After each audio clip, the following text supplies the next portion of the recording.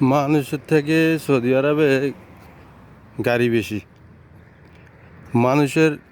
মানুষই নেই, গাড়ির কোনো অভাব নাই। আমাদের দেশে যেরকম সাইকেল, সৌদি আরবে এলো গাড়ি। প্রত্যেক ঘরে ঘরে গাড়ি দুটো তিনটা।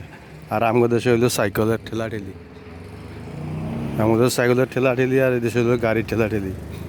গাড়ির অভাব নেই পার্কিংয়ের মধ্যে যত জায়গা, কিন্তু আমাদের দেশে সাইকেল সবার ঘরে ঘরে দু একটা সাইকেল তো আছে।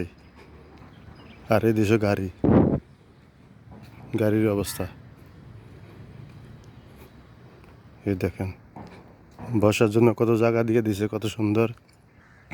রেস্ট করবে এখানে, বসে গল্প করবে পার্কিংয়ে রাস্তার সাইডে দিয়ে। তো যারা আসবেন তারা গল্প করতে পারবেন, কত সুন্দর এরিয়া।